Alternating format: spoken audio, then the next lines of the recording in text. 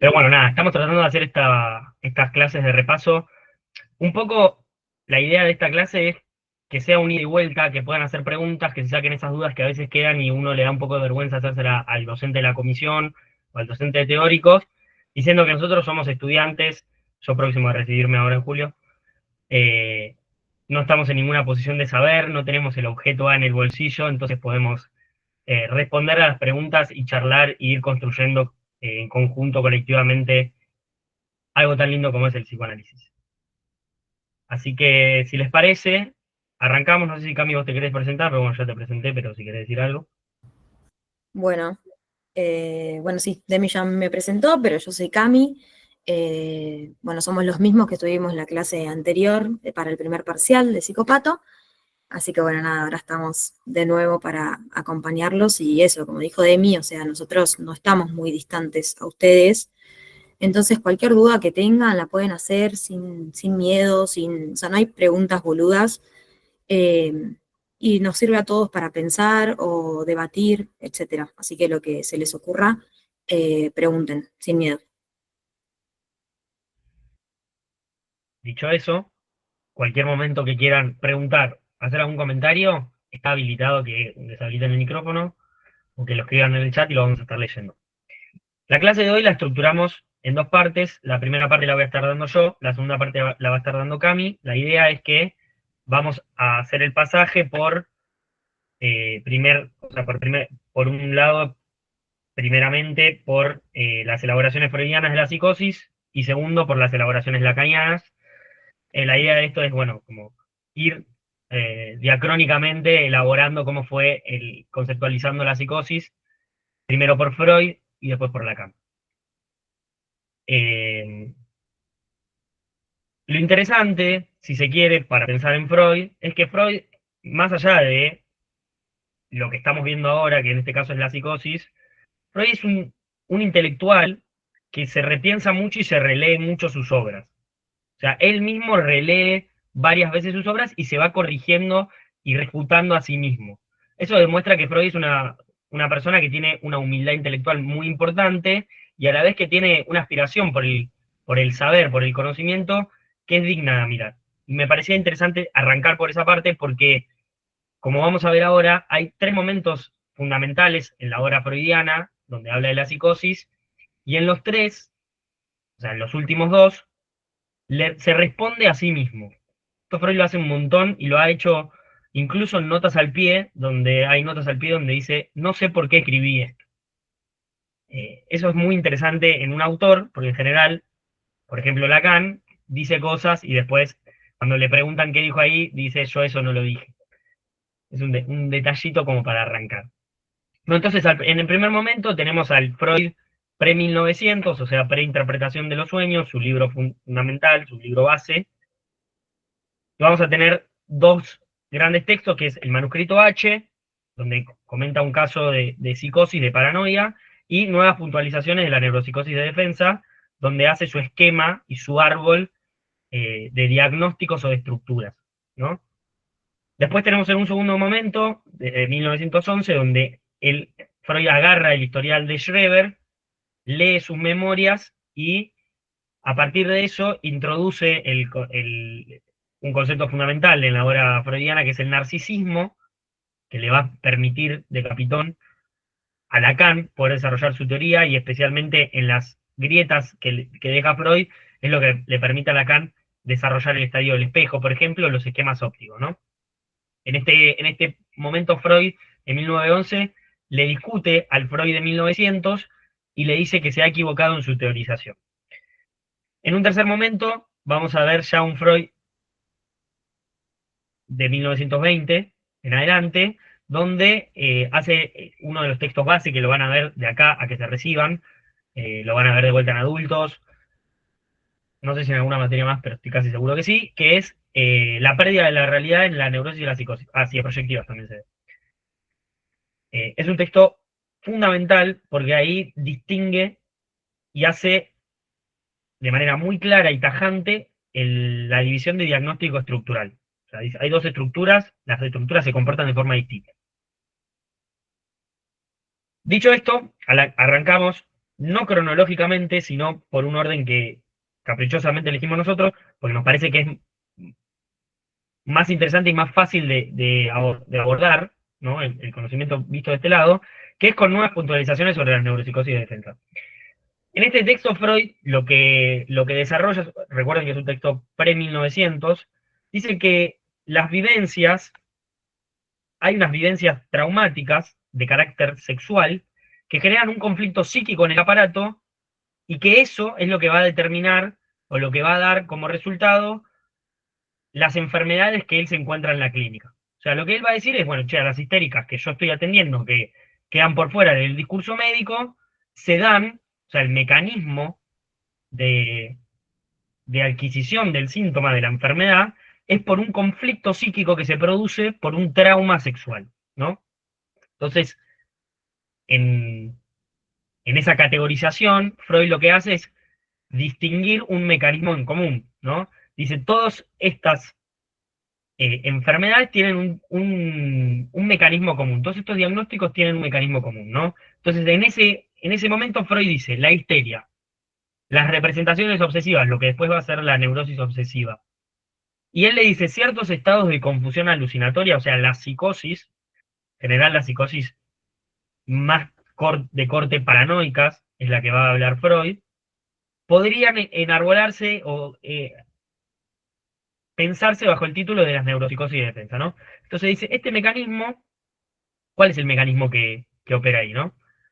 Dice, a partir de este trauma de origen sexual, del encuentro con algo sexual, el aparato tiene que defenderse de un monto de energía muy grande. Entonces, ante esta representación que aparece con ese monto de energía muy grande de origen sexual traumático, una representación que al aparato le resulta inconciliable. Entonces, lo que dice es, opera un mecanismo, que lo va a llamar el mecanismo de la represión, opera una defensa, que lo que hace es divorciar la representación del afecto. O sea, le saca la energía, deja solo la representación, y a partir de eso, a partir de esa represión, es que nosotros podemos pensar que enmascaradamente se dan los síntomas. O sea, los síntomas vienen como formaciones sustitutivas de ese conflicto psíquico, de esa represión, de esa defensa que opera allí, ¿no? Entonces, piénsenlo lógicamente. Yo me pongo teórico, pero después trato de bajarlo a tierra, ¿no? Pero ahí lo que dice es, che, yo me encuentro con una situación que es desbordante para mi ser, yo no lo puedo procesar, entonces tiene que haber, ¿no? Son todos operadores lógicos, no es que Freud lo encuentra en algún lado, le abre el cerebro a una histérica y encuentra el mecanismo de la represión, ¿no? Son operadores lógicos, dice. Tiene que haber algo que esa información penosa, ese encuentro penoso, yo me lo olvide, lo reprima, y en su lugar de esa represión, de ese conflicto, de esa defensa, emerge una formación sustitutiva que da lugar a los síntomas, a un abanico amplio de síntomas. Por eso dice Freud que reúne a distintos cuadros psicopatológicos, ¿no? Dependiendo por dónde te pega, dependiendo cómo es esa defensa, vos podés salir más por una corte histérica, por una tendiente obsesiva o por estados alucinatorios o de paranoia, ¿no? Que ya lo vamos a ir viendo cómo después también lo va afinando más que nada el manuscrito H, porque a nosotros lo que nos interesa ahora es qué onda con la psicosis. Porque histeria, neurosis obsesiva lo vamos a ver después en el segundo conjunto, en el tercer conjunto teórico, ¿no? Entonces lo que va a decir Freud, en este Freud, es que la represión es el mecanismo fundamental, ¿no? Es el mecanismo psíquico que opera en esos tres diagnósticos, ¿no? Entonces, a partir de esta censura, estos pensamientos se van asociando y dan lugar a este síntoma que es una forma figurativa, disfrazada, una forma inédita, que lo que permite es, ¿por qué es una forma inédita? Porque burla la represión. Si la represión se las veía con una representación inconciliable, con un hecho sexual traumático, ahora se la está viendo con algo disfrazado que no logra reconocer, que pasa esa barrera, que burla a ese policía que está ahí vigilando que no pase, a ese guardia. Entonces ahí es donde nosotros, Freud dice, vemos los síntomas florecer, ¿no? Entonces es a partir de esta doble desfiguración, ¿no? Como los pensamientos ¿no? O representaciones, si se quiere, es lo mismo, o sea, llevado al caso, es lo mismo, van a llevarse a la censura y van a llevarse a una expresión. Por eso Freud al principio, piensen que este Freud, el método que utiliza es el método catártico o el método de la imposición de las manos. Entonces dice, bueno, hay un contenido reprimido, hay un contenido olvidado a propósito por estos mecanismos psíquicos, entonces yo cuando utilizo el método de la hipnosis o el método catártico o la imposición de manos, cualquiera de los tres aplica lo mismo, no son formas distintas de afinar el método. Lo que hago es levanto esa represión momentáneamente, surge el trauma sexual y a partir de eso se puede elaborar, ¿no? ¿Se entiende hasta acá? Venimos bien. Noto con el silencio como un sí. Bueno, ahí Freud hace la Sí, distinción sí, entre estas neuropsicosis de defensa, lo que veníamos diciendo antes, y las neurosis actuales, que es muy interesante para pensarlo, pero lo vamos a pensar en el segundo conjunto temático en la tercera clase de repaso, ¿no? Estas neurosis que actuales en el sentido de que no se logra ubicar este elemento reprimido histórico de la persona en el cual se puede volver para atrás, deshacer o construir historizando la vida de uno y encontrar dónde están esos ejes traumáticos. Lo que dice Freud, estas neurosis actuales son neurosis que no tienen una coordenada temporal y se sienten esto como si fuera algo que me invade en este momento, ¿no? Ahí Freud lo llama neurosis de angustia o las neurastenias, lo que hoy diríamos como ataques de pánico. No es un desborde de energía que no está situado a un origen de represión o histórico de la vida del sujeto, sino que se debe más a una invasión de energía que el aparato no logra eh, abreaccionar, no son palabras freudianas, no logra canalizar. Pero eso no nos importa tanto porque en las neurosis la vamos a ver después. Lo que nos importa a nosotros es la psicosis, ¿no? Y para hablar de la psicosis es fundamental pasar por el manuscrito H, ¿no? Manuscrito H está escrito un año antes que la neuropsicosis de defensa, pero nos parecía que era más interesante desplegar, ¿no? Cómo era el abanico, cómo pensaba Freud a los diagnósticos, para después meternos de lleno en cómo piensa la psicosis en este momento, ¿no? Entonces, ¿qué nos va a decir Freud de la psicosis? Freud toma el caso de una muchacha que tiene un incidente con un chabón, sexual, obviamente, porque son de carácter sexual. Digo, esto hago una aclaración, me parece una digresión interesante, si bien ya todos hicimos psicoanálisis porque estamos haciendo psicopato, Freud no es que, porque era un pervertido, un perverso, hablaba de sexualidad, o relacionaba todo con la sexualidad porque le encantaba a él. Freud lo que ve es que son casos que se traen a la clínica. Pensemos que esto es en plena época victoriana de una represión sexual sistematizada en la sociedad, entonces está claro de que esas represiones sexuales que van desde la niñez institucionalmente por todas las instituciones de la época, van generando síntomas en subjetividades que tratan de eh, imponer algo de lo individual, ¿no? Del placer subjetivo, ¿no? Entonces, por eso aparecen en la clínica estos casos.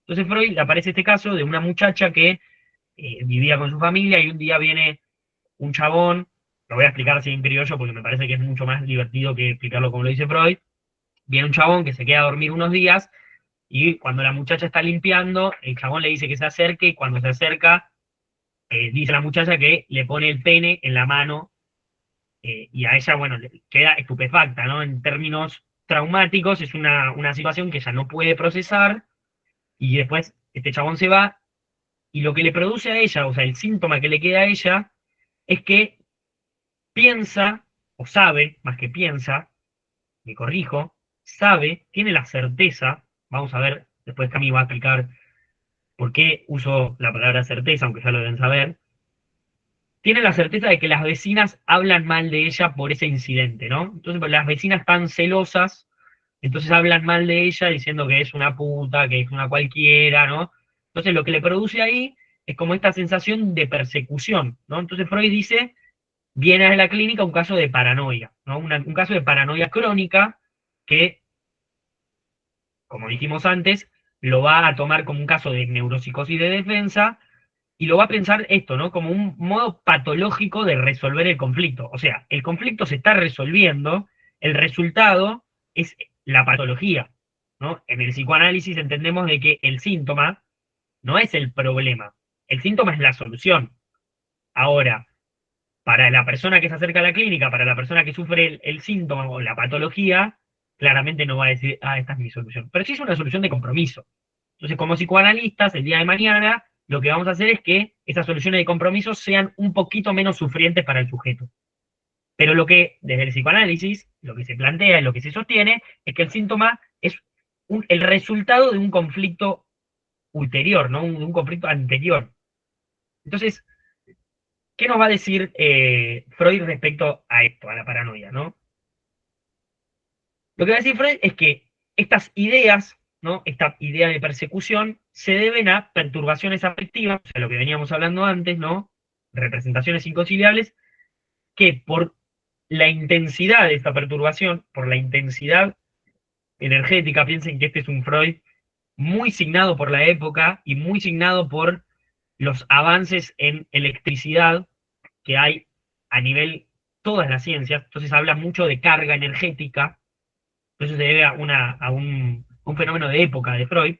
Entonces dice esto, son estas perturbaciones afectivas, estas representaciones inconciliables que al tener una carga energética muy alta requieren un trabajo defensivo. El yo, en estos términos vamos a hablar de yo, porque no vamos a meternos con el sujeto para no meternos en un quilombo con Lacan, el yo se tiene que atajar porque se viene una avalancha de energía traumática que si no se agarra, se lo lleva puesto, ¿no?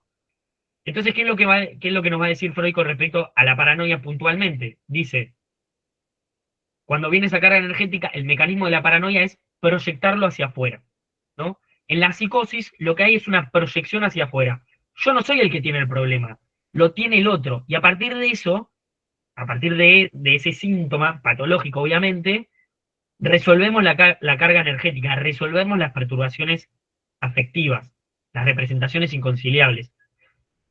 Está de más aclarar, pero cuando hablamos de realidad, de eventos traumáticos, sabemos que no estamos hablando de la realidad real, sino de la realidad psíquica. Todos son interpretaciones, son todos pensamientos, ¿no? Si no se entiende, pregunten, ¿eh? Está absolutamente el lugar para eso. Entonces Freud va a decir que tanto el monto de afecto, o sea, la energía, como la representación, van a estar proyectados al exterior, hacia otras personas. Entonces son las vecinas las que hablan mal de mí porque están celosas de que ellas quisieran que un chico les dé bola como me pasó a mí, ¿no? Entonces, eso traumático que la paciente, la muchacha, no pudo resolver psíquicamente, no pudo reaccionar, como decíamos antes, lo proyecta hacia afuera y el problema se lo pasa al otro, ¿no? Entonces lo que pasa en la paranoia, dice, lo patológico de la paranoia es que hay un abuso del mecanismo de la proyección. Esto, si les preguntan algo el manuscrito H, lo que tienen que decir ustedes es, para Freud, en el manuscrito H, la psicosis, o la paranoia, que está dentro del campo de la psicosis, tiene el mecanismo, o sea, es un mecanismo de defensa con el abuso del mecanismo de proyección, ¿no? Hay un abuso del mecanismo de proyección. ¿Por qué? Porque en todas las personas hay proyección. En todo el tiempo hay proyección. El problema, dice lo patológico, es cuando hay un abuso de este mecanismo. Se da en demasía, ¿no? Entonces, bueno, nada, hay una cita de Freud del texto que capaz es interesante para tomar, dice, ¿no? La idea delirante es sustentada con la misma energía con la que el yo se defiende de alguna otra idea penosa e insoportable, ¿no? Entonces ahí Freud dice esto de aman al delirio como a sí mismos, ¿no? Se enganchan al delirio, se agarran como garrapata al perro y no se sueltan. ¿Por qué? Y ahí me anticipo un poco a lo que va a hablar Cami, porque soy medio ansioso. ¿Por qué se agarran tanto al delirio? ¿Por qué aman al delirio como a sí mismos? Porque falta un significante primordial, diría Lacan, ¿no? Falta algo que ordena. Entonces, como falta algo que ordena, lo que nos ordena ahora es el síntoma. Cuando vean neurosis van a ver que en la neurosis hay mucho más recursos. Tampoco tantos igual, ¿eh? Pero hay más recursos como para la variabilidad. Por eso hay cierta flexibilidad, porque se mete la duda ahí y uno, bueno, va mutando, ¿no? Pero en la psicosis, como falta esto, falta algo, que después lo va a explicar Cami, el delirio es todo. ¿no? Es lo que sostiene, porque sin el delirio es la invasión de lo real, diría, es un goce bruto. No entendí por qué hablan de abuso de la proyección. Bien, lo que dice Freud es que este conflicto psíquico que explicaba antes yo, ¿no? Esta representación inconciliable que viene al aparato, el, el, el aparato se defiende, ¿no? Y en la defensa hay un montón de formas. Podés reprimirlo y que el contenido reprimido figurativamente aparezca como síntomas histéricos conversivos, que pasa en la histeria, por ejemplo, se me paralizó el brazo. Puede ser en representaciones, en ideas obsesivas, o puede decir Freud, en este momento, se proyecta al exterior. Entonces, cuando viene esta representación inconciliable, se proyecta hacia el exterior y a partir de eso generamos un síntoma que me permite a mí lidiar con lo inconciliable, lidiar con lo traumático. Entonces, Freud lo que va a decir es, en la psicosis, en la paranoia, se abusa de este mecanismo, o sea, se usa ese mecanismo, el único mecanismo que se utiliza, se usa al máximo, en pos de, bueno, poder tolerar lo intolerable, ¿no? La metáfora delirante como la sustitución de la metáfora paterna, sí, sí. Eso vamos, después lo vamos a explicar bien con Lacan, pero sí.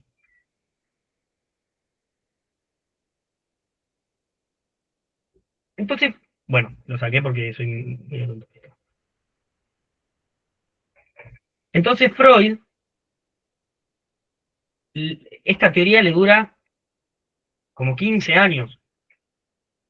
Pensémoslo en temporalidad, ¿no? Después, bueno, escribe interpretación de los sueños, bueno, sigue avanzando, ¿no? Pero esta teoría del abuso del mecanismo de proyección le dura como 15 años, hasta que se encuentra con las memorias de Schreber, ¿no? No vamos a explicar todo el caso de Schreber porque si no, nos hacemos hasta mañana. Después, igual, si quieren, les pasamos como un mini resumen, como para que lo sepan, igual está bueno que lo lean. Pero básicamente lo importante de Schreber es que le permite, el análisis de la teoría del caso de Schreber le permite a Freud descartar su teoría del abuso del mecanismo de proyección, ¿no? Lo que va a decir Freud es que acá es donde se le empieza a hacer agua a su teoría y se empieza a dar cuenta de que las psicosis quizás no entran dentro del campo de la neuropsicosis de defensa. Quizás en la psicosis no opera la represión, ¿sí? Entonces, lo que nos va a decir Freud del caso es que lo que sucede en la psicosis es un conflicto del yo con las mociones homosexuales reprimidas, ¿no? Vieron que Schreber, el caso no lo voy a explicar todo, pero el caso de Schreber empieza con cuando a él le anuncian para que sea juez de la Corte Suprema de su, de su distrito. Él se brota, porque, bueno, después está toda la interpretación lacaniana, pero digo, se brota porque no tiene esos títulos en el bolsillo como para responder, ¿no? Él iba a ser el más joven de la corte, no tenía para responder, entonces él brota y empieza un delirio en el cual a él lo internan, supuestamente por la enfermedad de los nervios, que es una enfermedad del momento, pero él empieza a construir el delirio de que su doctor, el doctor Fleshig, lo quiere violar, ¿no? Lo quiere hacer su mujerzuela. A partir de ese delirio, bueno, él va rastreando y construyendo un delirio cada vez más grande que después pasa a ser del doctor a Dios, y después, bueno, su salida delirante, su metáfora delirante es, bueno, quizás no voy a ser la mujerzuela de Dios, o sea, Dios no me va a violar, sino que voy a ser la mujer de Dios, y gracias a eso me va a embarazar y vamos a tener un montón de hijitos con espíritus sheberianos y vamos a salvar al mundo, ¿no? Que es una solución mucho más amena con el sujeto, donde el sujeto puede vivir un poco más en paz, ¿no? Sigue siendo una metáfora delirante, sigue siendo un delirio, pero el sujeto no está tan horrorizado, no está tan perseguido por eso. Entonces, lo que detecta Freud por estos casos es, hay unas mociones homosexuales reprimidas, hay unas mociones sexuales reprimidas, perdón, hay un mensaje, dijiste que no hay represión en la psicosis, tenía entendido que eso lo plantea en el momento, en el tercer momento. Sí, tal cual. Lo que dije yo, y si lo dije mal, lo reformulo, es que a partir de este momento es donde empieza a cuestionar la teoría del abuso del mecanismo de la proyección. Es en este momento donde a él le empieza a hacer agua la teoría de pensar a la psicosis como un diagnóstico dentro de las neuropsicosis de defensa. O sea, empieza a cuestionar el mecanismo de la represión en la psicosis. Pero todavía no lo logra formular, ¿no? Como empieza a desandarlo. Por eso Freud es como un vino añejo, hay que ir de a poco. Con los años como que va madurando.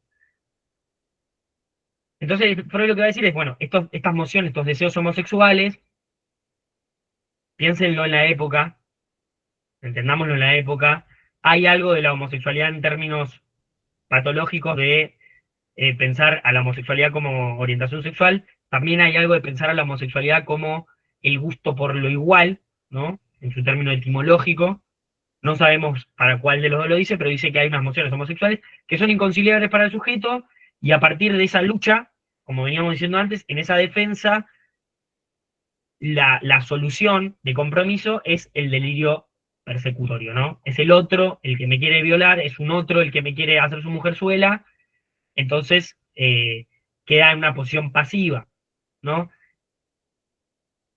¿Y qué es lo que va a decir Freud, o lo que va a deslizar Freud, y también anticipando un poco lo que vamos a ver después con Lacan, ¿no? Dice Freud en un momento del texto, dice, no es correcto decir que lo interior, lo sofocado, es proyectado hacia afuera, ¿no? Como ya no es correcto decir que es un abuso del mecanismo de la proyección. En YouTube, perdón, respondo, estoy con el chat, veo ahí a tres manos. ¿Dónde se puede volver a ver la clase? En YouTube, motorcico.ua, la vamos a estar subiendo seguramente hoy a la noche, más tarde. Bueno, Freud dice entonces, no es correcto pensar que lo interior es sofocado es proyectado hacia afuera, o sea, el abuso del mecanismo de la proyección, sino que lo cancelado, o sea, lo que se cancela, retorna desde afuera, ¿no? Entonces, ahí, este es el momento en el cual le abre las posibilidades a que Lacan piense en la Perverfung, ¿no? En la forclusión, ¿no? ¿En qué sentido? Dice Freud que hay tal fijación en el narcisismo, en el paciente psicótico, que lo nota en Schreber, ¿no? Por eso el delirio de grandeza, por eso la megalomanía, ¿no? Hay tal registro del yo, hay tal engrandecimiento, engrosamiento del yo, que se debe a algo que no está operando ahí, que retorna desde afuera, que viene desde afuera, que el yo se tiene que desprender, engrosando ese ego, digamos, ese yo, ¿no? Entonces, ese es el lugar del narcisismo. Se defiende de las mociones homosexuales, engrosando, agrandando su narcisismo, ¿no?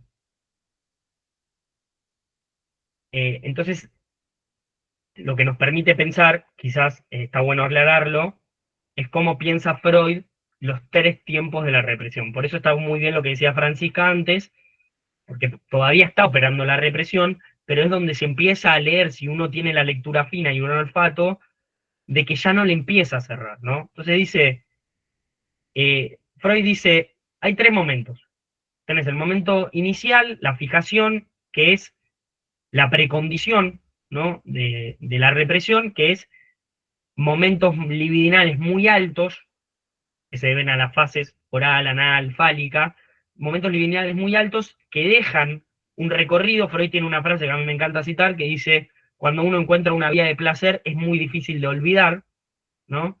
Cuando encuentra el niño una forma de satisfacer sus necesidades, vuelve a eso.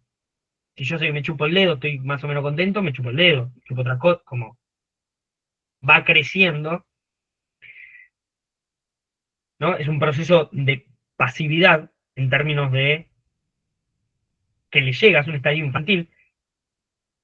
Después se opera la represión propiamente dicha, que es lo que veníamos hablando antes, ¿no? Cuando lo inconciliable, después del periodo de latencia, lo inconciliable, esta sexualidad, primero, este apagamiento de lo sexual, que deja terreno fértil para que haya los fenómenos más superyoicos, el asco, la culpa, que permite ahí que opere la represión, queda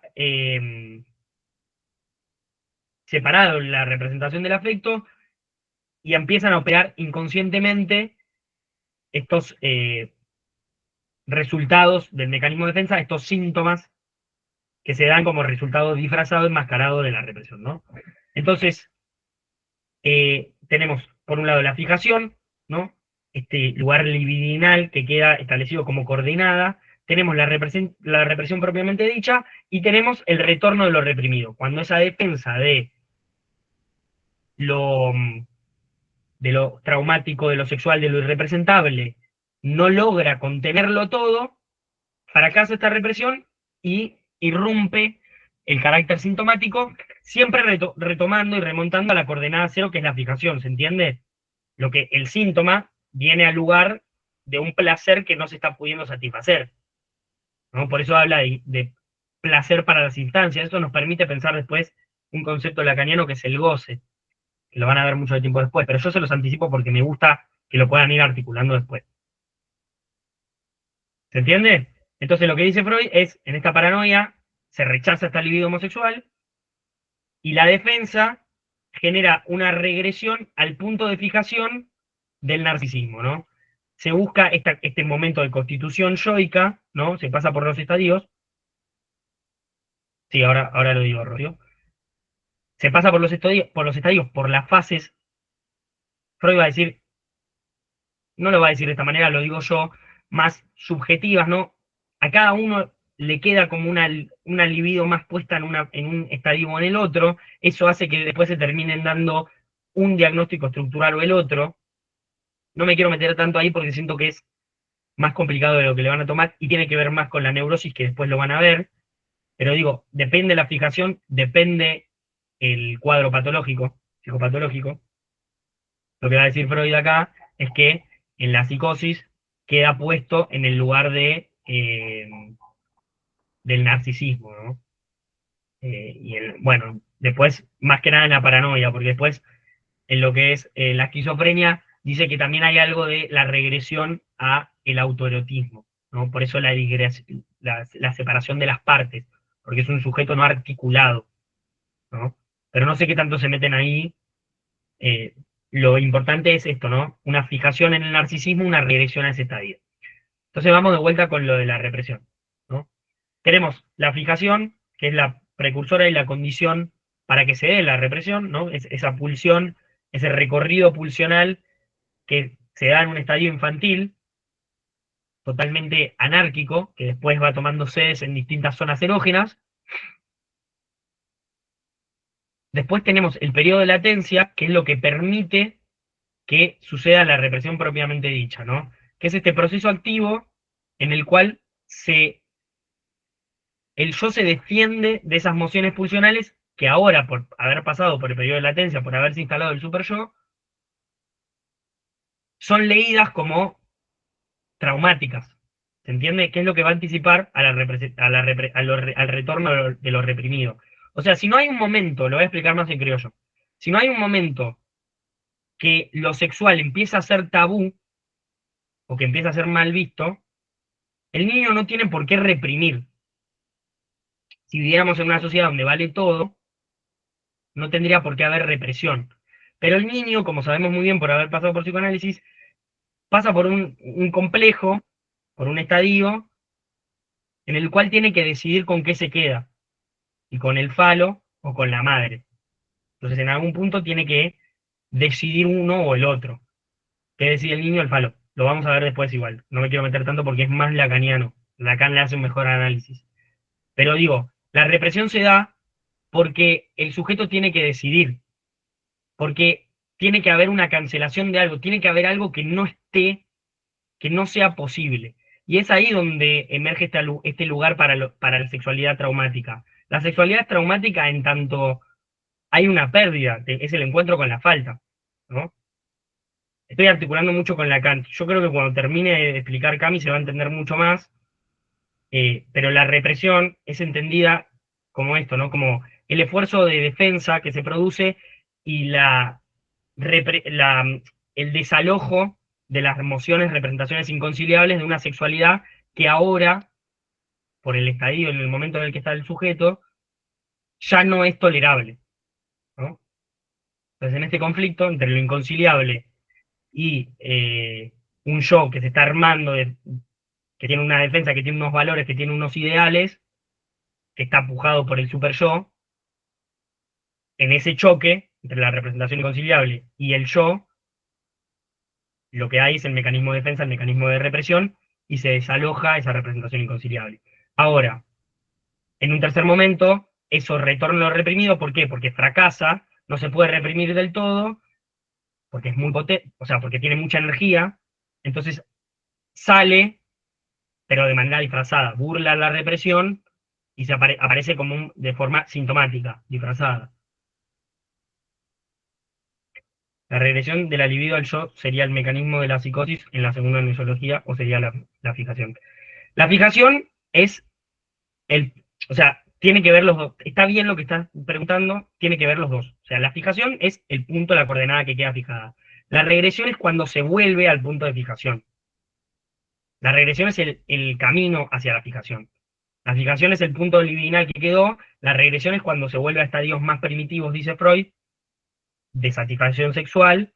Entonces se vuelve a los estadios de fijación. Les pongo un ejemplo bien concreto. Yo, para que a la facultad me tomo el 41, imaginen que, o sea, yo no tengo por qué ir a tomarme otro colectivo si el 41 me funciona. Digamos que ahí, por un momento, se me fija el 41 como colectivo que me lleva a la facultad. Imaginen que por cosas de la vida yo ya no me puedo tomar más el 41 y me tengo que empezar a tomar otros bondis. Me tomo otros bondis, porque me mudo. Me tomo otros bondis, voy por acá, voy por allá, me tomo el 78, hago combinación con el 115. Ahora, en un momento, yo vuelvo a mi casa y adivinen que si yo tengo que ir a la facultad, ¿qué me voy a tomar? El 41. ¿Por qué? Porque quedó ese lugar fijado, dice Freud, cuando, lo repito lo que dije antes, cuando hay un lugar donde el placer se satisfizo por primera vez, fue satisfecho por primera vez, bueno, listo, queda fijado como coordenada de que por ahí hay satisfacción. Por otro lado, no sé, por ahí sé que hay satisfacción, por ahí sé que cumple, por ahí sé que rinde. ¿Entienden? Vamos a lo último, si se entiende, que es lo último de Freud, ¿no? La pérdida de la realidad de la neurosis y la psicosis, que es un texto fundamental que para mí es muy interesante. Recuerden que este lo van a seguir viendo, así que está bueno que lo tengan bien fresco. Eh, lo que va a decir Freud en este texto es, la neurosis queda por un lado y la psicosis por otra. Ya no funciona más la teoría de que son las neuropsicosis de defensa. Dice, la neurosis tiene un mecanismo y la psicosis tiene otro. La neurosis va a tener un conflicto intrapsíquico en el cual el yo va a estar conflictuado con el ello, lo mismo que venimos laburando hasta ahora. Las mociones pulsionales del ello van a ir con una energía traumática y el yo se va a defender usando el mecanismo de la represión, o sea, el mecanismo de defensa, ¿no? Entonces, lo reprimido tiene ese destino de censura y como es muy potente, vuelve de forma figurativa, ¿no? El síntoma es una forma disfrazada, enmascarada, figurativa del conflicto pulsional que hay entre el yo y el ello, ¿no? Ahora, ¿qué va a decir de la psicosis? Lo que va a decir de la psicosis es que no es un conflicto intrapsíquico, sino que es interpsíquico. ¿En qué términos? En que no es el yo contra el ello, sino que es el yo aliado con el ello contra la realidad. O sea, lo que hay es una pérdida de la realidad, por eso las alucinaciones, por eso los delirios, para sostener las mociones pulsionales, ¿no? Porque como no está ese mecanismo ordenador que yo mencionaba antes, que Cami va a explicar muy bien después,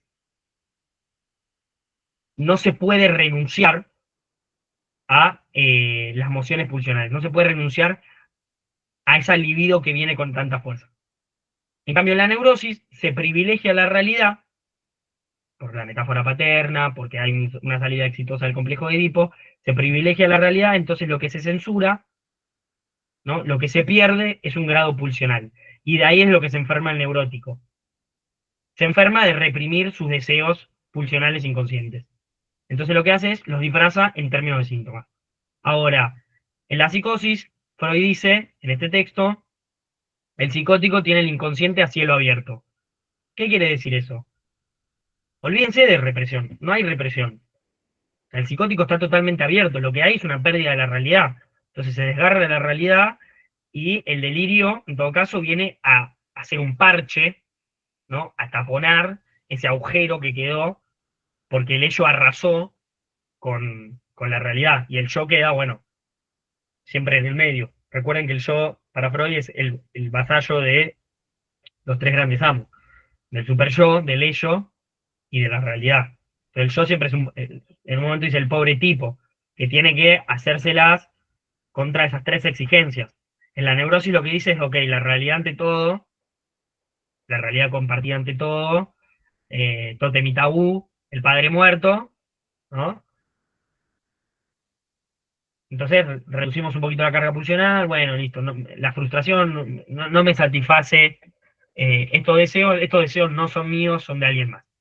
En cambio, en la psicosis no se puede producir ese fenómeno, entonces lo que hay es directamente un arrasamiento subjetivo y la única forma de contener es o con compensaciones imaginarias, va a decir Lacan, o con un delirio que lo tape, ¿no? Eh, Creo que por mi parte estamos, así que pasamos directo a la parte de las elaboraciones lacanianas. Si tienen alguna duda, igual al final dejamos un ratito también para preguntar. Bueno, ahora voy a ir yo con la parte de Lacan. Bueno, eso les repito que cualquier cosa me pueden ir frenando o preguntan por el chat y les voy respondiendo. Primero vamos a arrancar con el único texto que no es de Lacan, de esta parte, que es de Clerembault, que toma Lacan el término de fenómeno elemental de este autor. De mí me querés pasar la diapo. Y va a decir, bueno, va a tomar cosas del autor y también lo va a criticar en otras cuestiones, un poco como hace con todos, Lacan. Igualmente de Clerembault es como uno de sus principales maestros, o que él lo toma como maestro.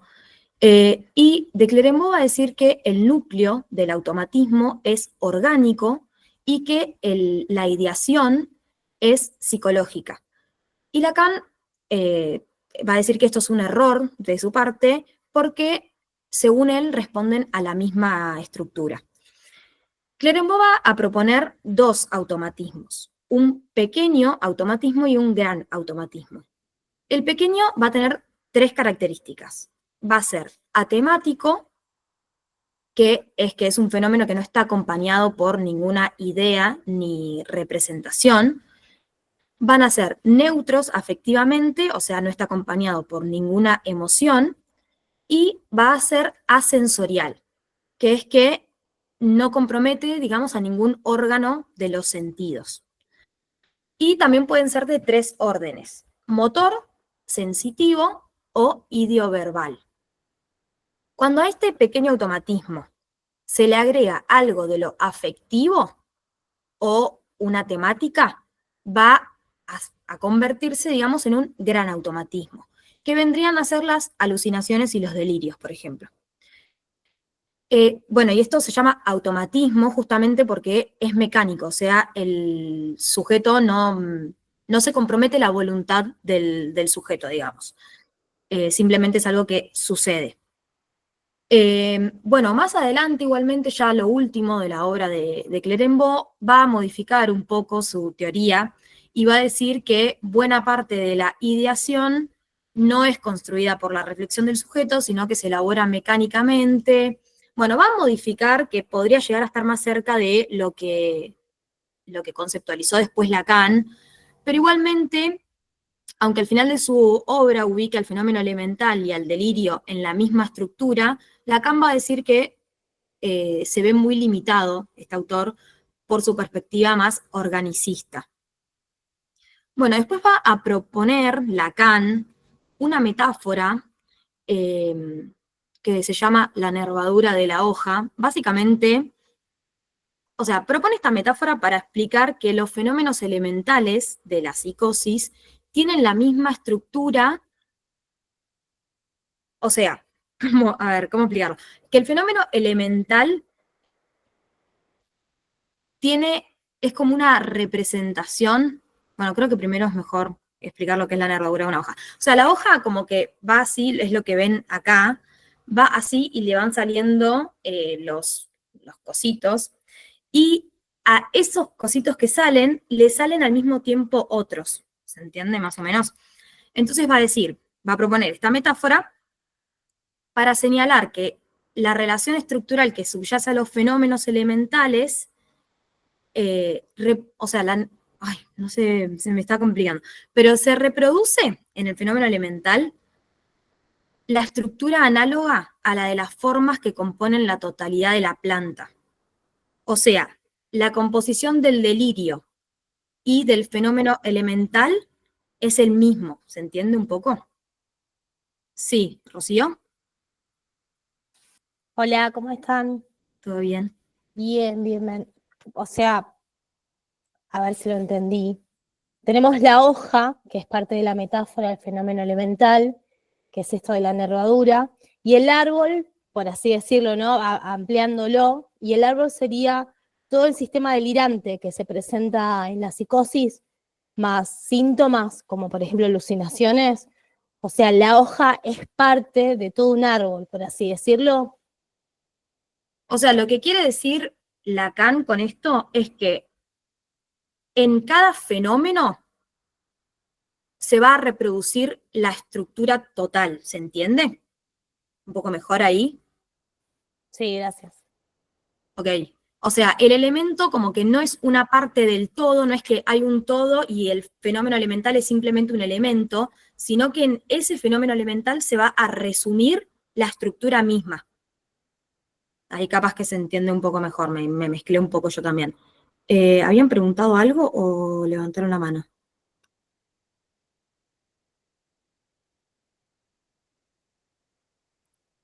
A ver el chat. ¿Para qué toma Lacan esta metáfora? Justamente para... no me habían aparecido el otro mensaje tampoco.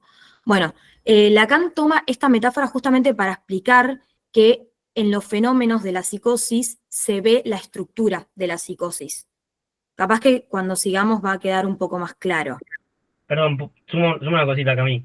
Sí, Eh, para mí, lo interesante, además de que Lacan es medio pesado y le gusta hacer metáforas medio raras, es que Lacan acá describe cómo de la parte se puede ir al todo, y del todo a la parte.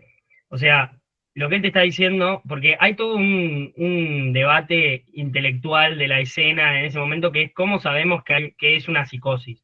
Entonces, tenés una corriente biomédica, que es la que de psiquiatras desde Clerenboa para atrás, y que hasta ahí de hoy siguen, que es, bueno, si hay alucinaciones, que son percepciones sin objeto, o delirios, estamos dentro del campo de la psicosis.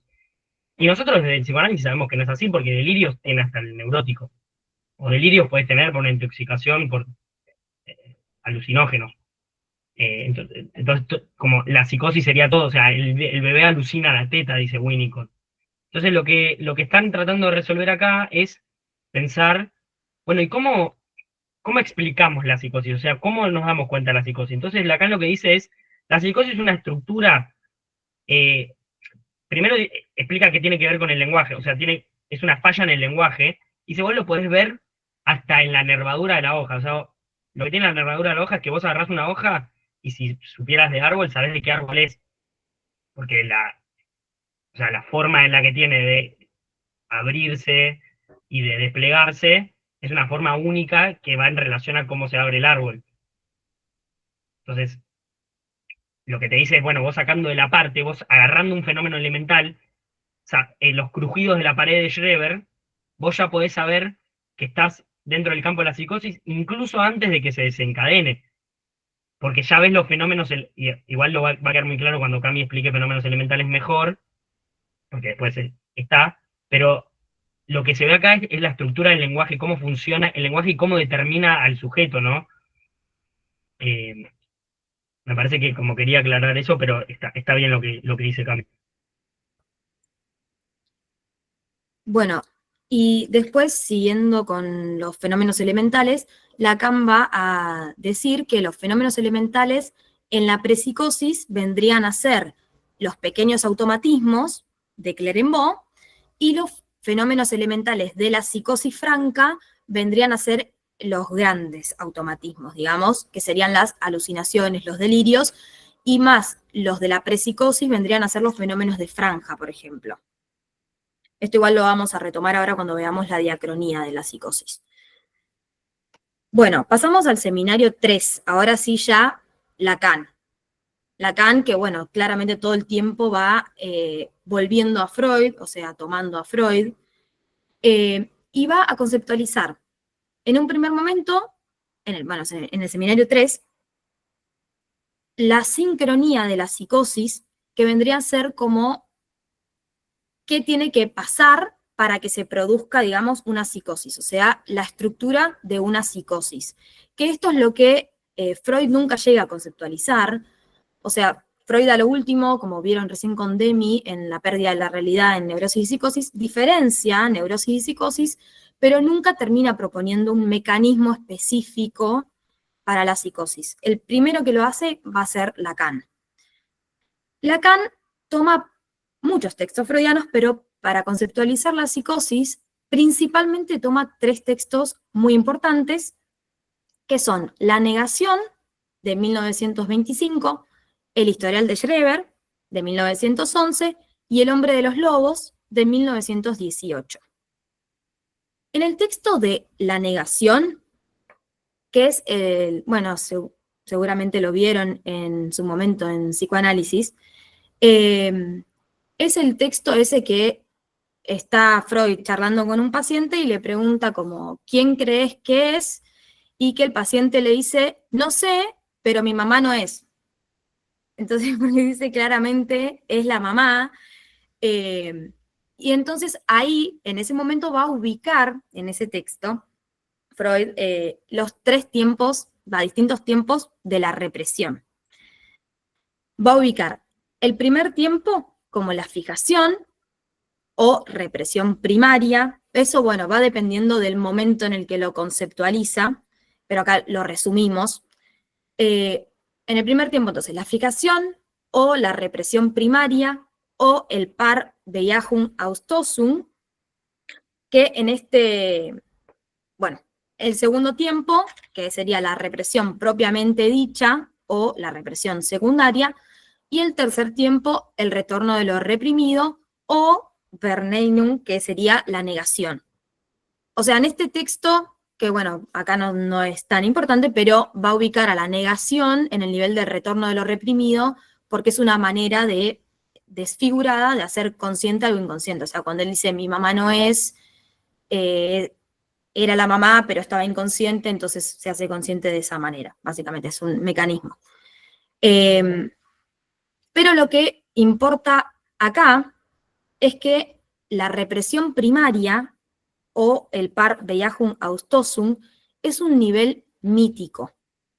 O sea, es algo que no se ve cuando sucede, simplemente se lo infiere a partir de las consecuencias que eso trae, ¿no?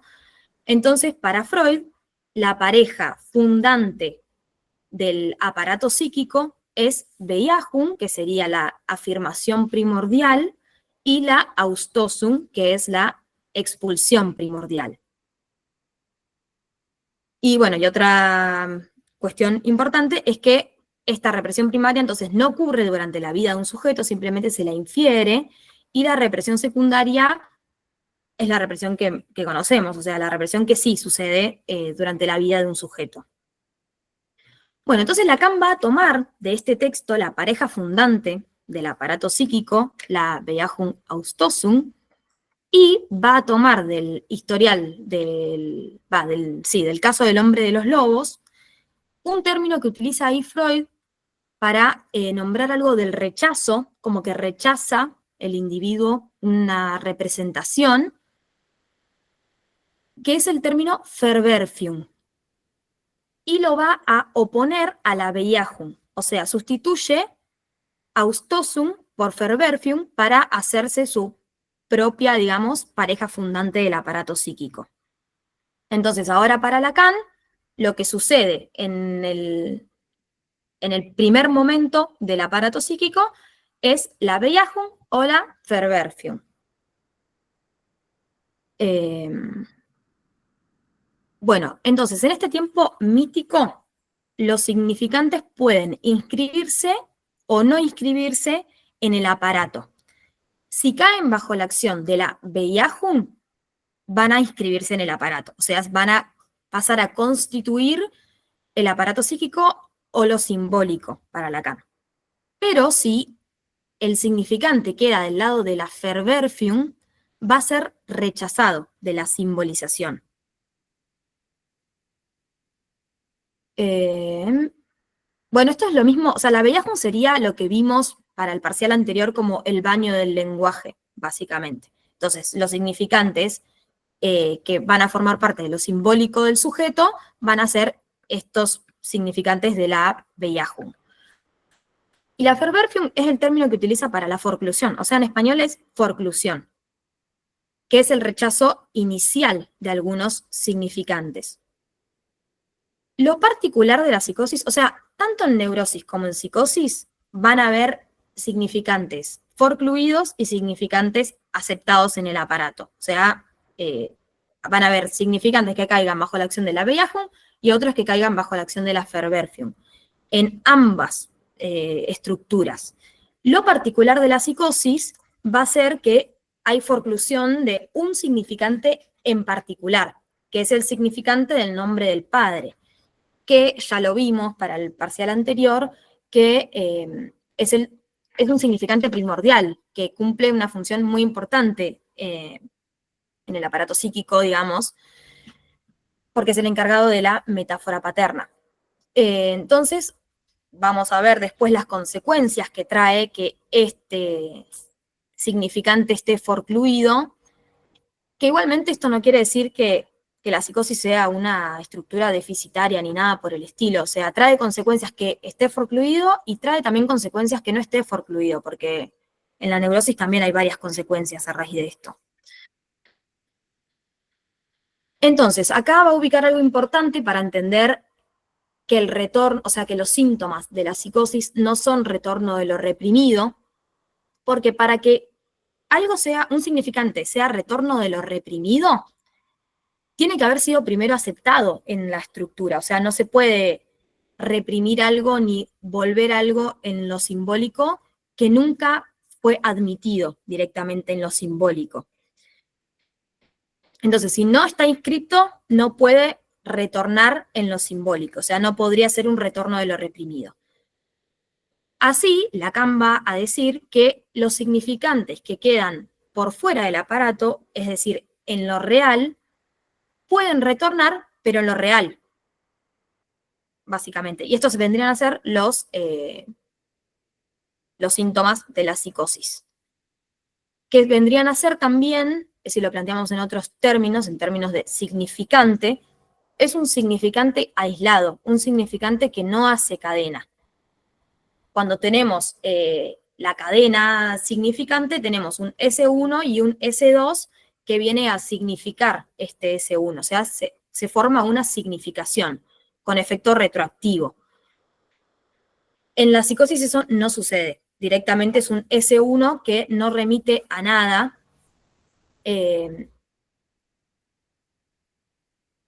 Bueno, después vamos a ver igualmente cuándo estos significantes pueden encadenarse con otro y generar una significación. O sea, pueden generarla, pero más adelante que lo vamos a ver con la diacronía de la psicosis. Ah, ahí justo estaba yendo con eso, Lucas. Y la Austosum, que era la pareja fundante que habíamos dicho para Freud, Lacan va a tomar el término Austosum, pero solamente para el objeto A. O sea, va a tomar Austosum como la operación por la cual se pierde originariamente el objeto A. Solamente la va a usar para eso.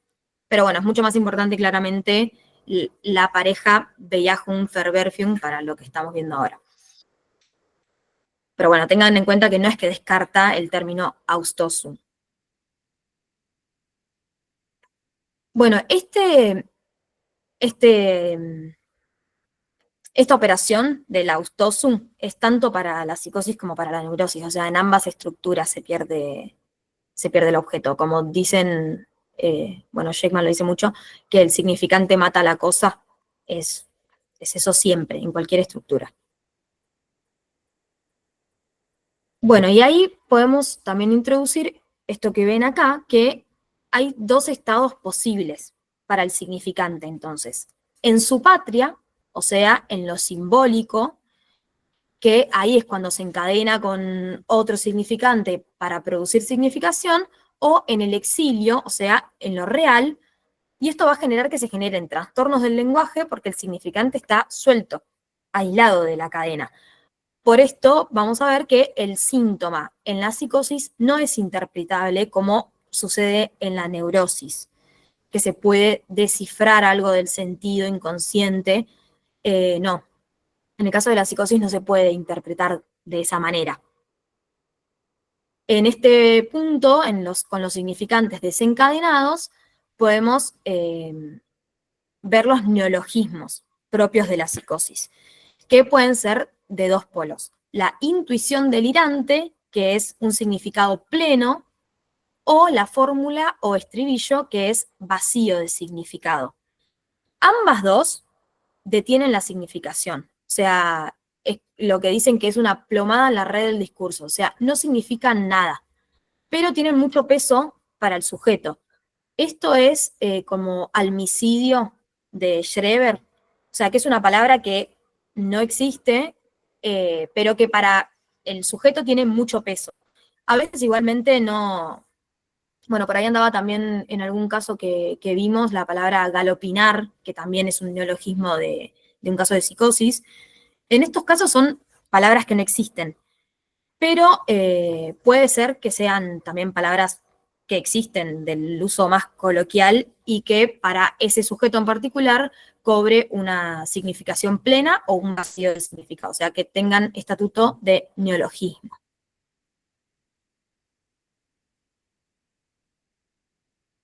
Sí, bueno, eso después lo amplía Lacan, o sea, lo vuelve a conceptualizar en términos de fenómeno de código o de mensaje, sí.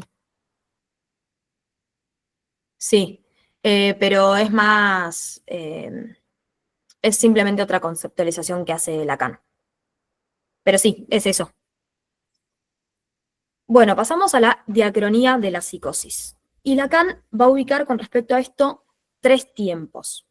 Esto siento que es importante que nosotros, bueno, la cátedra, y se suele dar en casi todos lados de esta manera, simplemente por fines didácticos, pero muchas veces no es tan, primero la psicosis no desencadenada, después el desencadenamiento con los tres tiempos perfectos, o sea, no, eso en la vida real no siempre sucede de esta manera.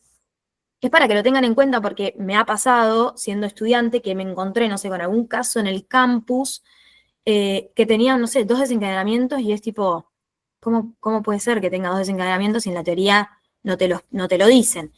Bueno, y lo mismo con fenómenos elementales que pueden aparecer antes del desencadenamiento, como por ejemplo, bueno, esto es importante también que lo tengan en cuenta, que repasen los casos que vimos las últimas 2 semanas en la cursada, porque normalmente hacen ejemplificar con esos casos, así que ténganlos como repasados.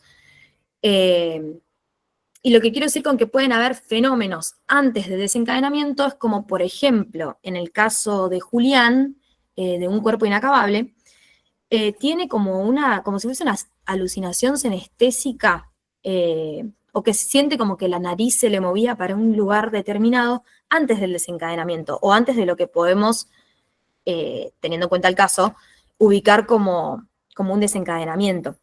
Entonces tengan en cuenta estas cosas, pero bueno, vamos igualmente con la diacronía de la psicosis bien diferenciada. Y va a ubicar 3 tiempos: la psicosis no desencadenada, el desencadenamiento y los modos de estabilización o compensación.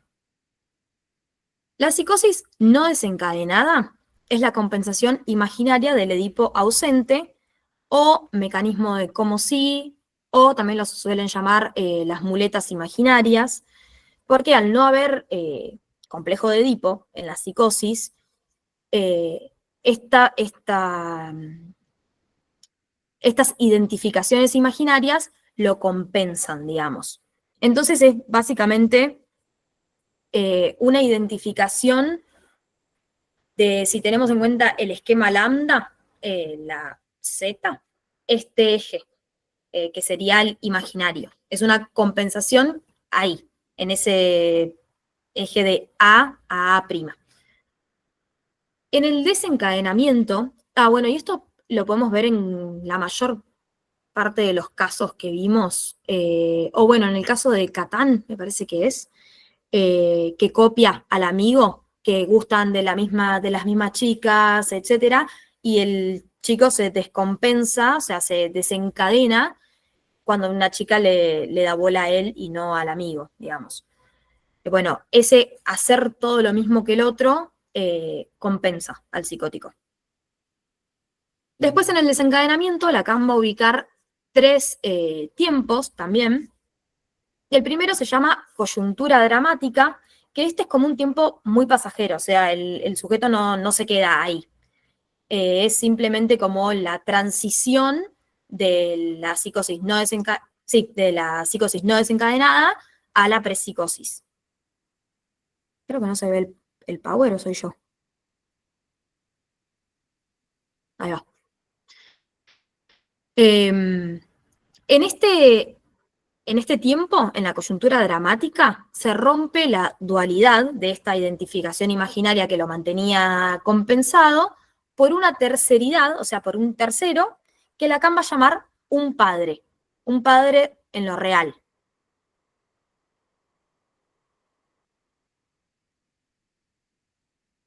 Un padre en lo real y llamado a ocupar el nombre del padre serían las dos formas de la coyuntura dramática, son dos formas de decir lo mismo. No, es lo mismo. O sea, un padre lo que genera es que se lo llama el sujeto a ocupar un lugar que involucra tener el inscripto en el aparato el significante nombre del padre. Entonces, lo que pasa en ese momento es que el sujeto se encuentra con el borde del agujero, o sea, se encuentra con un agujero en la estructura, porque donde tendría que haber estado el nombre del padre, no está. Entonces, eso es lo que hace es hacer caer esta identificación imaginaria y automáticamente a este tiempo se le responde con la prepsicosis, que es un tiempo sin sentido, que no tiene significación. Vendría a ser el fin del mundo de Schreber. Esto en términos freudianos sería la retracción libidinal, o sea, la libido vuelve al yo. Entonces es un momento de perplejidad, confusión, sin sentido. Aparecen lo que antes vimos como pequeños automatismos, o sea, fenómenos prepsicóticos, que son, sí, en Schreber la coyuntura sería ser nombrado presidente, en la segunda enfermedad, digamos.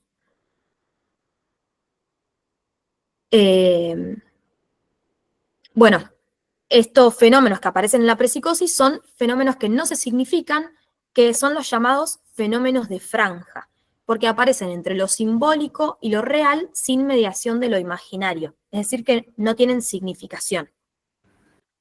Cami, te hago una pregunta. Sí, En el caso Víctor, viste que dice que cuando lo deja la esposa, el Sí. tipo se queda como tirado en la cama, sin comer. Eso es perplejidad, ¿no? sí, esa es la prepsicosis. Ok, listo. Gracias. No me quedó muy claro que es un padre. Un padre, o sea, lo que importa de un padre es que Lacan nombra así a la terceridad que se agrega, que él dice que es en oposición en oposición simbólica al sujeto, o sea, se agrega un tercero que rompe con la identificación imaginaria. Eso Lacan lo llama un padre, pero lo que importa es esto, que es esta terceridad que lo que genera es que se rompa la identificación imaginaria que lo mantenía compensado al sujeto hasta ese momento. De ahí entonces vamos a la prepsicosis y después, que este es el momento verdaderamente patológico, porque después en la psicosis franca, que es el tercer tiempo de los 3 tiempos del desencadenamiento, aparecen ya los delirios, las alucinaciones, que son como tienden a la estabilización, intentan reconstruir el mundo del sujeto, básicamente. En este tiempo, el sentido es absoluto. Ahí aparece la certeza delirante, que es que el sujeto no entiende por ahí qué es lo que está pasando, pero sabe que está dirigido a él. Sabe que eso lo compromete. Eh, o sea, no sé, aparece alguien, es como que ellos saben que lo está buscando a él, por más de que no entiendan por qué ese alguien está ahí, pero simplemente tienen la certeza de que eso les está dirigido a ellos. Que esto es algo que no sucede en la neurosis, porque siempre hay mucha duda en la neurosis. En cambio acá no hay espacio para la duda, o sea, ellos están seguros. Eso es la certeza delirante. Y esto también lo nombran mucho, o sea, una manera de identificar que se entró en el momento de la psicosis franca es que el otro toma la iniciativa, el otro con mayúscula toma la iniciativa. Estos delirios y alucinaciones son los que llamamos antes, bueno, son los síntomas de la psicosis y son los retornos en lo real. Y después el tercer tiempo es el de la estabilización. Bueno, porque estas alucinaciones y delirios tienden a la estabilización porque vuelven a libidinizar el mundo exterior, pero no lo logran muchas veces. Es como en Schreber, que al principio, bueno, muchas veces pasa que el mismo elemento que desencadena o desestabiliza después encadena, como en el caso de Schreber con el delirio de que el primero es una mujerzuela y quieren abusar de él, después ese mismo delirio tiene otro estatuto y de repente es la mujer de Dios y va a repoblar el mundo. Eh, sí, sí. Toma la iniciativa del otro. O sea, es una manera de decirlo.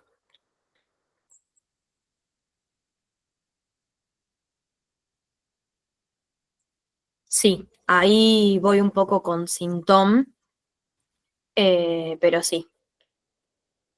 Bueno, entonces los modos de estabilización es que esta tendencia a la estabilización se logra mínimamente.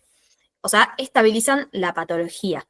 Y pueden ser, bueno, ahí también lo dan como que pueden ser imaginarios, simbólicos o reales, pero siempre se mezclan, o sea, se podría decir que son más con predominancia de un registro, porque no son puramente de un registro.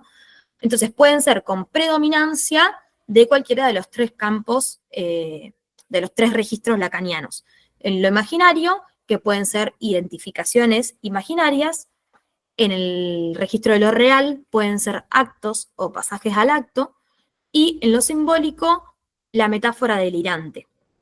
Que la metáfora delirante suple, es una manera de suplir la metáfora paterna ausente porque introduce, vieron que yo les dije hace un ratito que los síntomas de la psicosis son S1, que no hay un S2 para significar. En la metáfora delirante se agrega un S2 que le da significación a ese S1, entonces ahí se estabiliza un significado. Por eso se estabiliza la patología, digamos. Esto, bueno, ya es del último Lacan, pero lo va a nombrar como síntoma, o sea, lo que estabilice una patología, digamos, lo va a ubicar como síntoma. Acá, bueno, pueden ver el nudo Borromeo, que son los 3 registros. Ven ahí, el azul es el real, el simbólico es el rojo y el verde es el imaginario. Y ese negrito más chiquito que ven sería el síntoma, que es, bueno, hay síntoma igual también en neurosis, no es solamente de la psicosis. Sí.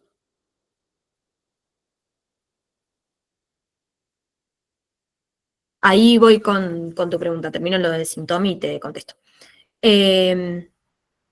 Síntoma es como más general, o sea, el síntoma puede ser, es todo lo que anude, todo lo que compense, lo que logre una estabilización después de lo desencadenado y bueno, antes también. Todo lo que mantenga a la estructura estabilizada es síntoma para Lacan. Si no, hay síntoma.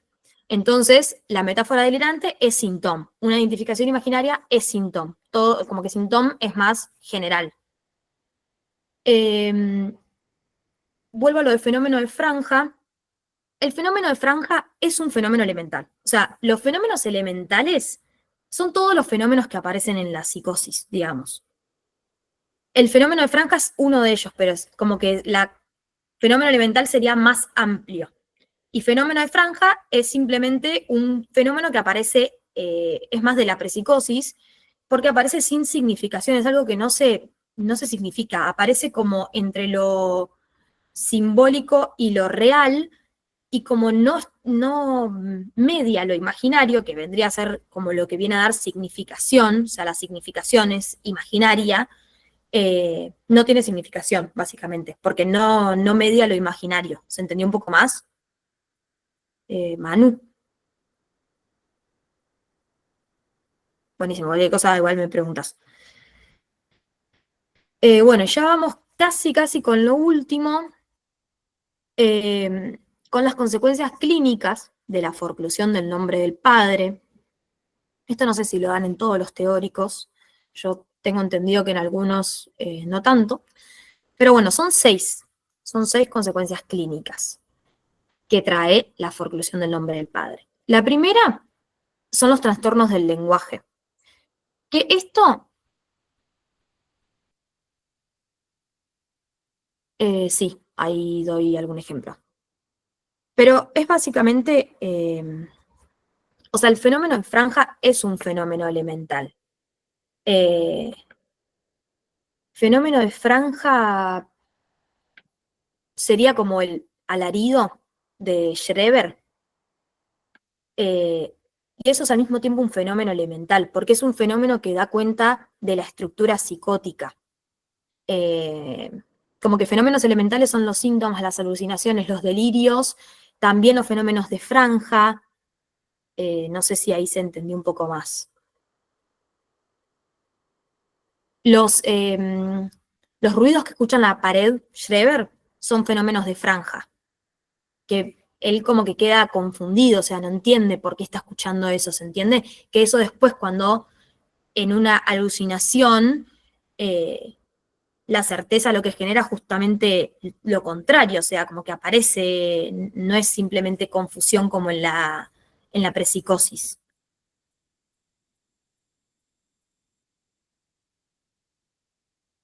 También puede decirse que el fenómeno de franja se da cuando el otro se retira. ¿En qué sentido? Eso, o sea, los fenómenos de franja se dan más en la prepsicosis, que es cuando eh, se da la retracción libidinal, o sea, cuando se retira la libido, básicamente, ya sea parcial o total, del mundo exterior, de los objetos del mundo exterior. Los de franja los ubicamos en la prepsicosis. Los que pueden aparecer antes del desencadenamiento son otros fenómenos elementales, eh, pero no, los de franja son más de la prepsicosis. Fenómenos de franja sería todo lo que le pasa al psicótico y nosotros no lo vemos ni escuchamos. Claro, no, obvio, y las alucinaciones y los delirios, nosotros tampoco los vemos, son fenómenos que le suceden al sujeto psicótico, digamos. Pero sí, los fenómenos de franja no, nosotros tampoco los vemos. Claro, bueno, el alarido, sí, es un ejemplo.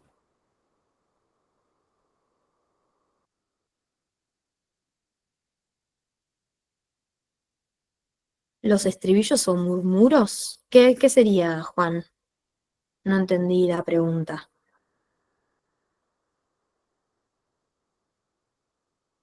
Bueno, sigo y si no, ahora lo retomamos eso. Sigo con las consecuencias clínicas. El primero son... Perdón, estoy leyendo el chat, yo no aviso y simplemente miro. Fenómenos de franja diferentes a alucinaciones. Sí, las alucinaciones y los delirios son de la psicosis franca. Los fenómenos de franja son en la prepsicosis, que no tienen significado. O sea, el sujeto está en un estado de perplejidad, carece de significado todo ese tiempo, digamos. Y ahí aparecen estos fenómenos de franja, que no tienen significación. Es como eso, como lo que dije recién de los ruidos que escucha Schreber en la pared, los como resquebrajidos, algo así dice. eh, Esos vendrían a ser fenómenos de franja, que no tienen significación. O sea, el sujeto no está como con la certeza psicótica de eso, por más de que no lo entienda mucho, sé que me está dirigido a mí. No, es como algo que aparece como diciendo, ni idea por qué apareció eso, ¿se entiende? Sumo algo como para la explicación que me parece que está bueno, que es un poco repetir lo mismo pero con otras palabras. O sea, ¿vieron lo que hablábamos antes de por qué toma la metáfora de la nervadura de la hoja? Bueno, por esto. Fenómeno de franja, alucinaciones, delirios, son tres hojas distintas del mismo árbol. Entonces son todos fenómenos elementales. Vos puedes agarrar cada uno en particular y vos vas a ver la estructura de la psicosis puesta ahí, vas a ver la certeza puesta ahí, vas a ver la falla del lenguaje puesta ahí. El fenómeno de franja se da antes de que se dé el desencadenamiento, o sea, en la prepsicosis, y por eso es de franja, porque es de borde. O sea, está justo en el borde, se empieza a romper el borde de la psicosis que todavía no está, digo, de la estructura que lo sostenía, de la compensación, se empieza a romper. Y por eso es de franja, porque siempre ocurren como en el horizonte, en el límite. Entonces, lo que le pasa a Schreber para mí es una forma muy fácil de entenderlo, ¿no? Es como un ruido que está en la pared, no es que se presentifica algo y lo veo acá y tengo un demonio que me habla, sino que es como un ruido que está en la pared y ahí podemos ver la falla en el lenguaje, la certeza. Después de la psicosis franja, como ya hay más elementos para articular, se dan más las alucinaciones y el delirio y ya no tanto estos fenómenos de bordes, ¿no? De franja. No sé si se entiende así, me parece que suma. Perfecto. Bueno, ahora sí vamos con las consecuencias clínicas. El primero son los trastornos del lenguaje, que son los neologismos, que es lo que decía antes de que son palabras que pueden o no existir, pero que toman una significación muy particular. O sea, tienen mucho peso para ese sujeto en particular. Ni un significante remite a otro significante, ni una significación remite a otra. O sea, tienen una significación plena, que pueden ser, como dijimos antes, o intuición delirante, o sea, sí, como significación plena, o vacío de significación, como pueden ser estribillos. O sea, significan que significan, no significan nada más que eso. Después la segunda consecuencia vendría a ser la ausencia de significación fálica, que es que al no operar la metáfora paterna, no hay significación fálica. También produce la carencia del brillo fálico, que introduce la significación fálica, y genera que el objeto A no devenga a causa de deseo. El tercero es la certeza psicótica, que es la equivocidad por el significante aislado. O sea, no es creencia porque no dudas, lo que decíamos antes, que la duda es más propia de la neurosis. Es propia de la neurosis, de hecho. Acá la certeza es un saber. O sea, sabe que eso le compete.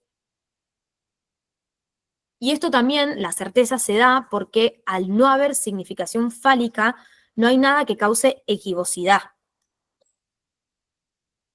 El cuarto es la pauperización del deseo, que básicamente es que si no hay castración, o si no opera la metáfora paterna, que es lo mismo que decir que no hay castración, el objeto A no puede ubicarse como causa de deseo. Para que el deseo advenga, se tiene que perder, o sea, se tiene que inscribir simbólicamente el objeto A, digamos. Que eso es lo que sucede, que lo vimos para el parcial anterior.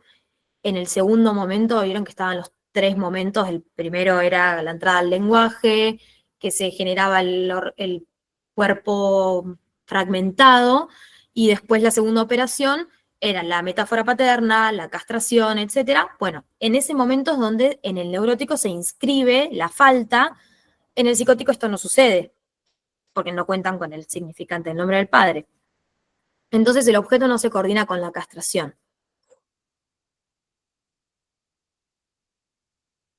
Pauperización es como que no. Demi, ¿vos sabés qué significa exactamente?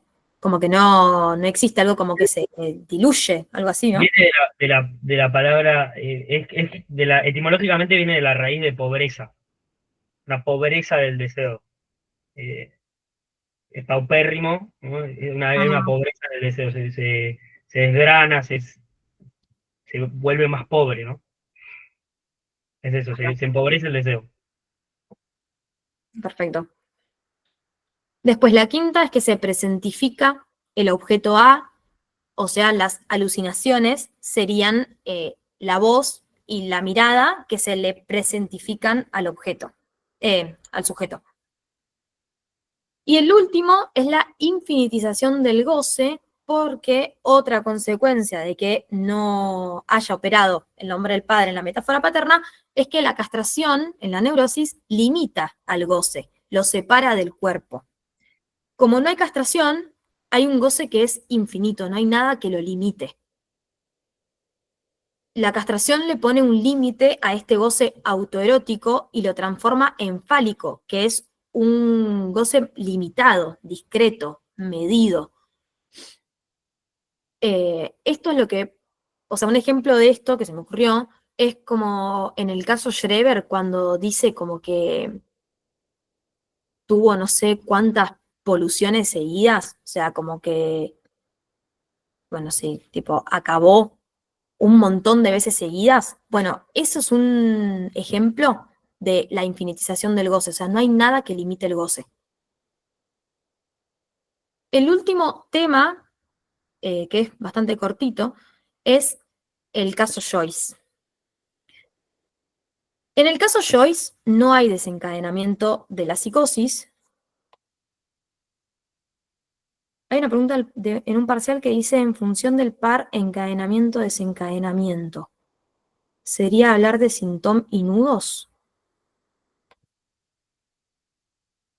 ¿Y qué dice después de eso? En función del par encadenamiento-desencadenamiento. Sí, en realidad más como asumo, de qué momento de la diacronía sería.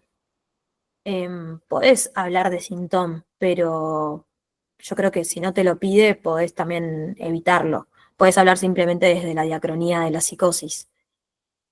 Si está eh, la estructura encadenada o desencadenada. Sí, o incluso puedes hablar de identificaciones imaginarias, si es un estadio previo al desencadenamiento, si es una metáfora delirante, puedes hablar de eso, de un encadenamiento posterior al brote psicótico, o un pasaje al acto, no sé, puedes hablar de un montón de cosas. Sintóm es una forma elegante que tiene Lacan al final de su obra de hablar de esta estabilización, pero no es la única. Eh, Eso es lo que yo decía antes, Lacan no se contradice, siempre inventa, entonces es como, depende de qué momento de Lacan tomes, pero sí puedes hablar de pasaje al acto, de identificación imaginaria, metáfora delirante, de sintoma. Claro, sí, eso de elaborar una hipótesis sobre la escritura de Luis es básicamente si la escritura de Luis tiene estatuto de algo que encadena o algo que desencadena.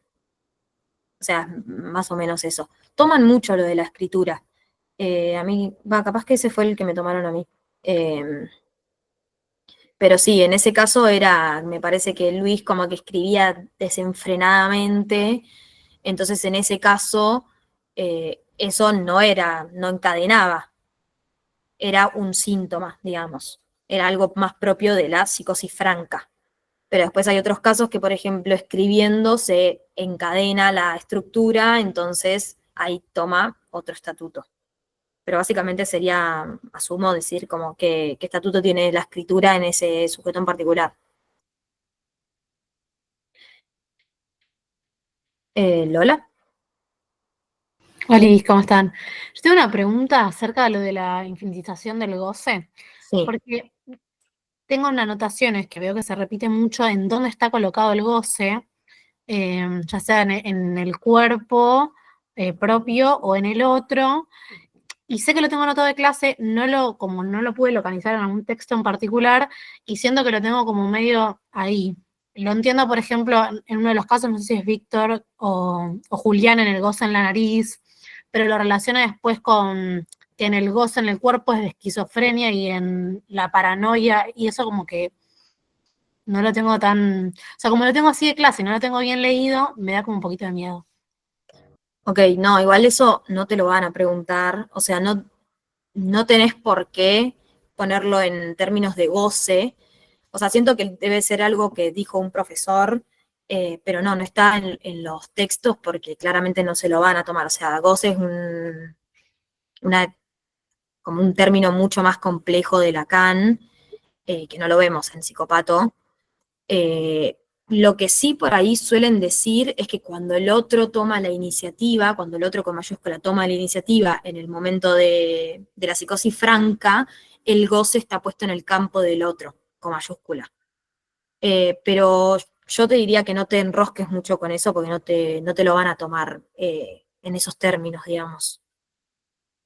Ok, gracias. No, yo más que nada porque lo había visto en los, así como decís vos, o sea, lo tomaban en Schreber o en la exigencia del goce que le tiene como Dios a Schreber, o creo que en el caso Nadia también como la exigencia de la masturbación. Entonces, como que tengo ahí una idea, porque algo puedo estar diciendo, pero bueno, como decís vos, por ahí no necesita tampoco de una conceptualización muy completa, digamos. En No, el- son, en el- Perdón, pero el goce, por ejemplo, se ve recién en adultos. Y para mí un ejemplo muy interesante es las personas que se hacen cirugías estéticas y siempre se hacen como una cirugía estética más, como primero la nariz, después los pómulos, después los labios, después como nunca alcanza, porque justamente lo que se persigue siempre es el objeto A. Entonces uno dice, bueno, me opero la nariz porque tengo un problema en la nariz, hay un acotamiento del goce, puede servir como reguladamente, decir, ok, tengo una cosa que me está pasando por ahí, entonces lo laburo de ese tema. Lo que pasa en la psicosis y lo que le pasa al caso de Víctor, que la tiene Pablo Muñoz, es justamente eso, como no hay un acotamiento del goce, porque no hay una significación fálica, porque el nombre del padre no opera, el nombre del padre lo que hace es medir, che, hasta acá. O sea, la castración es eso, es como hasta acá. No todo se puede, hay un límite, con mamá no, ¿no? Por decirlo en términos freudianos. Eh, entonces, lo infinito del goce es, ok, me opero la cara, o sea, los pómulos, los ojos, y así hasta que soy un transformer. Eh, Ese es en el sentido, que nunca se acaba. O sea, no hay un momento en el que vos digas hasta acá. Entonces es muy tortuoso para el sujeto eso. Porque lo que tiene los puntos es que te permiten, bueno, por lo menos darle un cierre a las cosas, decir uno hasta acá, el placer está acotado. Ahora, placer infinito es tortura, no es placer. ¿Entendió? Sí, perfecto, gracias. De nada. bueno, y lo último que es lo de Joyce, ahí ya va a plantear este caso en términos de nudo borromeo y de síntoma y síntoma. Pero bueno, lo más importante del caso Joyce es que es un caso de psicosis que no está desencadenada.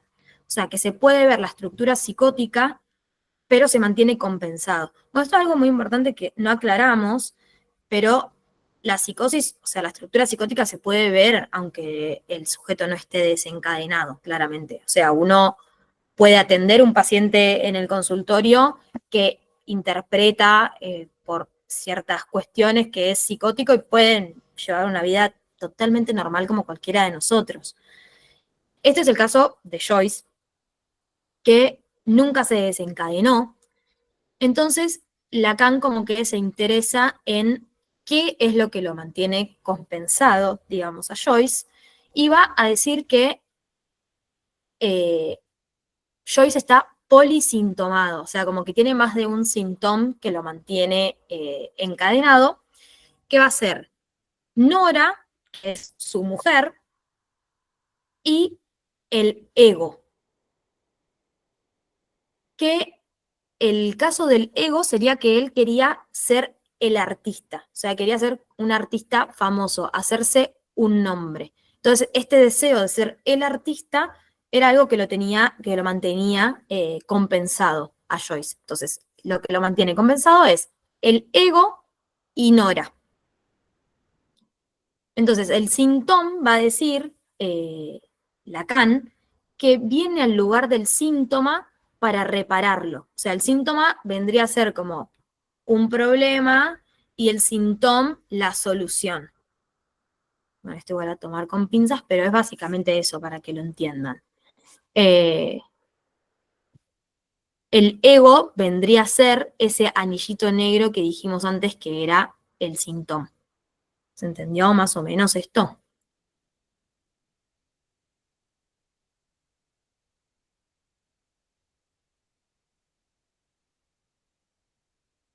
Bueno, y creo que eso sería todo. No sé si tienen alguna duda. Estaba viendo si me había olvidado algo, pero creo que no.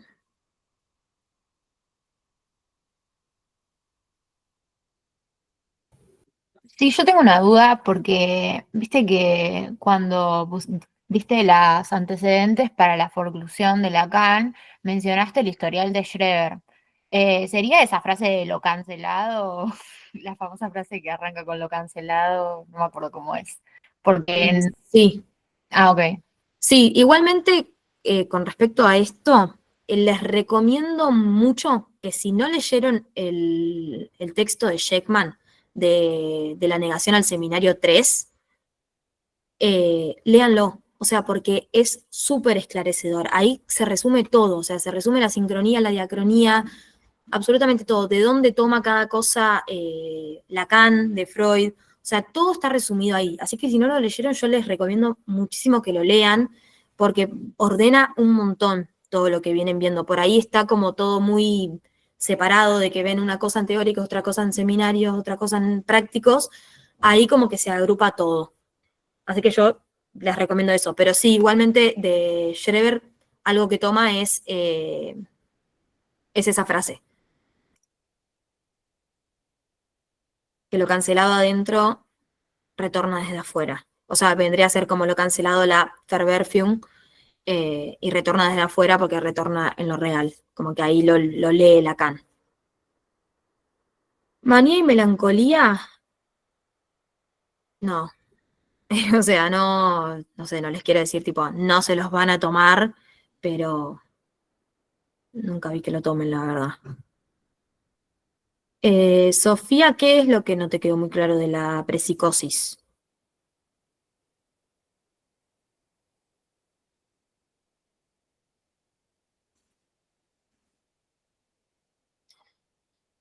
Liz, ¿qué sería lo de la neurosis? No sé si querés. Claro, neurosis es para el siguiente parcial, para la última, bueno, la tercera. eh, Ay, no puedo leer y hablar al mismo tiempo.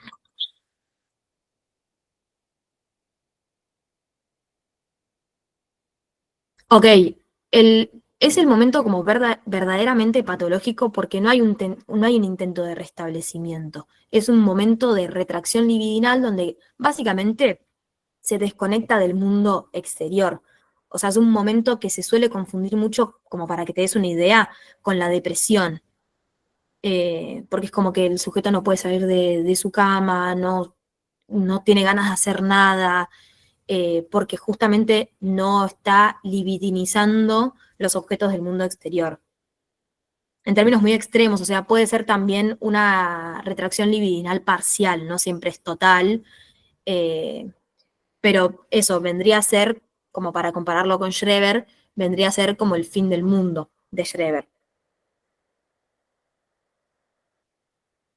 O bueno, el ejemplo que habían puesto de Víctor, que no, que corta con la novia y se queda en la cama y no puede salir de la cama, ese vendría a ser la prepsicosis, digamos.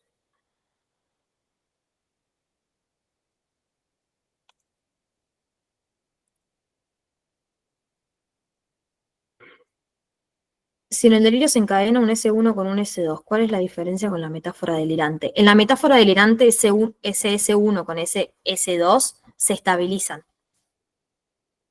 Eh, o sea, como que se forma una significación duradera, digamos.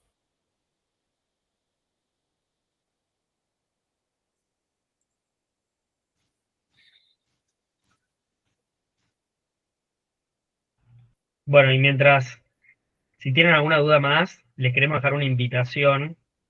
Sé que rinden el sábado, así que muchos éxitos con eso, seguramente les va a ir muy bien. Cualquier duda, consulta que tengan hoy o mañana, pueden, bueno, mismo el sábado, pero bueno, el sábado yo no sé si llegamos a responder, pueden mandarlas puntualmente por motorcico.uva, pero además le queríamos dejar una invitación porque el mismo sábado a la tarde vamos a estar haciendo un encuentro que lo venimos haciendo, esta es la cuarta edición, que es, se llama Vino y Psicoanálisis, en el cual, como su nombre lo indica, nos juntamos a tomar vino y a hablar de psicoanálisis, no hay mucha ciencia, justamente. Así que si salen del parcial y tienen ganas como de venir a hablar de manera descontracturada y de charlar un poquito y venir como a hablar de todos esos contenidos que a veces son muy pesados, pero ahora se pueden hablar con liviandad, pueden, pueden venir. Cualquier cosa nos escriben en motorcico.uy y nos preguntan. La temática, se las spoileo un poco, va a ser pensar los conflictos sociales, la guerra con el psicoanálisis, pensando, bueno, cómo Freud vivió la Segunda Guerra y qué nos toca vivir a nosotros. Así que, bueno, nada más que de mi parte, agradecer por estar acá y muchos, muchos éxitos. Cami, vos si querés despedirte del lugar. No mucho más. Bueno, cualquier cosa nos pueden escribir igualmente. Eh, Va a estar subido el video por si quieren retomar algo. Pero bueno, muchas gracias por venir. Están más que invitados a la actividad del sábado, ojalá se sumen. Y muchísimos éxitos en el parcial del sábado. Capaz que nos crucemos en la facu. Un beso grande y vengan a mi psicoanálisis. Chao. Chao, chao.